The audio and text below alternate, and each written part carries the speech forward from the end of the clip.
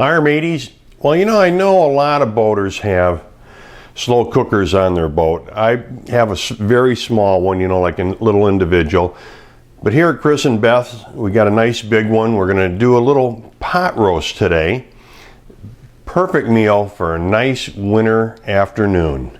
Let me show you the tools we're going to use, the food and spices we're going to need, and how to put this together. Well, the tools are pretty simple. A potato peeler, a cutting board, a garlic press, a knife, a pan, or a skillet I should say, and our slow cooker. Now let's take a look at the ingredients. Now of course you can add or subtract to this however you want. We're going to use a chuck roast. You could also use a brisket. Now if you're going to use a brisket, you're going to need to cook this a little bit longer. We're going to put this in on low for about 5 hours and we should be in good shape. But I've got some potatoes, onions, carrots, celery, bay leaves, garlic, a can of diced tomatoes. Now if it were in the summertime, I would use fresh tomatoes, olive oil, some beef base, salt and pepper, and then a little bit of cornstarch to make our gravy with. And I'm using cornstarch because a lot of people have gluten allergies. This way everybody can participate in a great meal. Well, to start with, I put 3 cups of water in our slow cooker, and I'm going to add the cornstarch, and this is going to help thicken our sauce as we go along. Just like this, just kind of mix that up. Now I know it's going to settle a little bit, but it'll come back to us. Next we'll peel our carrots. Well, and as long as I've got my mess here, I'm going to go ahead and peel our onions also. Now I'm not going to peel the potatoes though. I like the skin on for those. Personal preference, you can peel them if you would like. Now I'm going to set the garlic aside. We'll run that through the press, and we're going to use that when we brown our chuck roast before we put it in the pan. Now you got a couple of options here. You can cut things up really, really fine, or what I'm going to do, I kind of like to have things a little bit of space here. So let's cut them, about like this.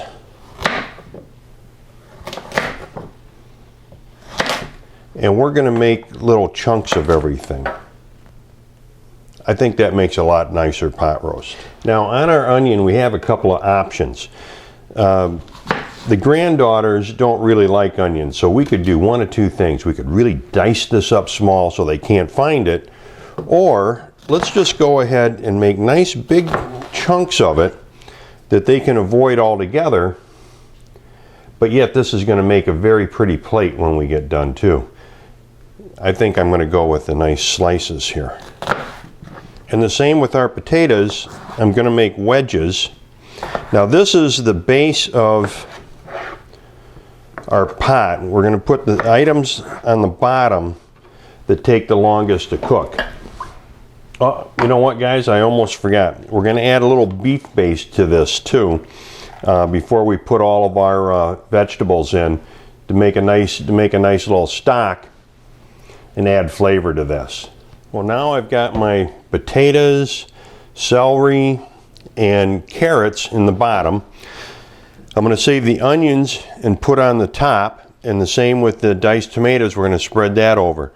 Our next thing is, let's brown our meat. So of course, first thing we've got to do is get the pan nice and hot. Add some olive oil. While the pan's getting hot, we're going to just do a little bit of salt, a little bit of pepper,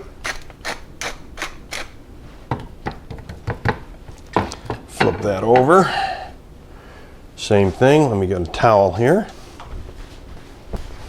a little bit of pepper, a little bit of salt, Now, as this is also getting hot, we'll take our garlic. And again, you know, the press, what I like about this press here, watch this.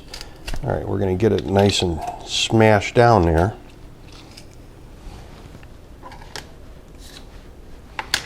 You see, we've got our garlic here. But now, how do you get this stuff out of there? Well, this is probably going to come out pretty easy. It does, but the Pampered Chef garlic press comes with a little cleaner attached right here in the handle.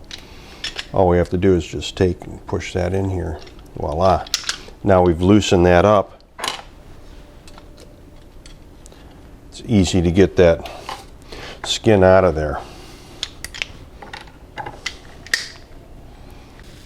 Now you see how we're going to brown our garlic in here first, and that helps infuse the flavor. Oh, another thing I forgot to mention at the beginning, the tools that we're going to need. Pair of tongs.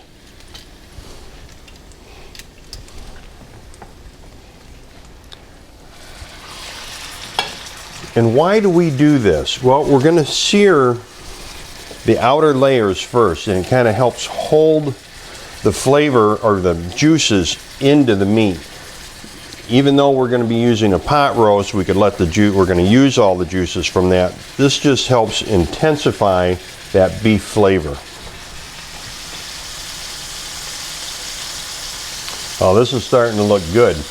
And what we're going to do is add just a little bit of water to this pan to get all the brown and all the beautiful garlic flavored oil on it, and add that to our sauce. We waste nothing, but just keep intensifying the flavor.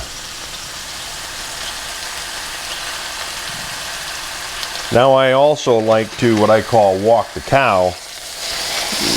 You know, I'll get all the edges brown too. And let that brown a little bit more. All right, now we're ready to add the beef. Now you see the beautiful juices we have? We don't want to waste any of that. You just take a little bit of water. Make sure we get all of these juices and the garlic in there. Well, at least as much as possible.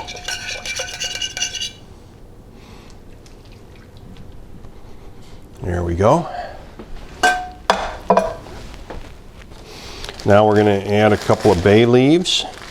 Nice big bay leaves. Easy to pull out.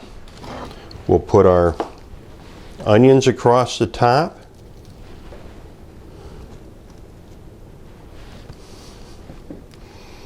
Add our tomatoes.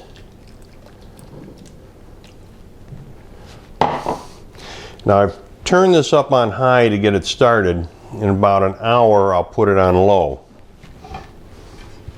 Whoa, look at this. There's a pot full, guys.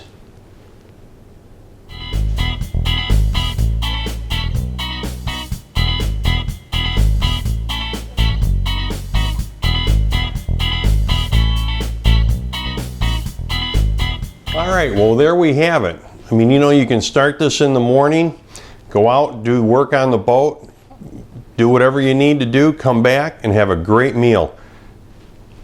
This looks fantastic, doesn't it? Well, happy and safe boating to you, your family, and friends. Bon appetit.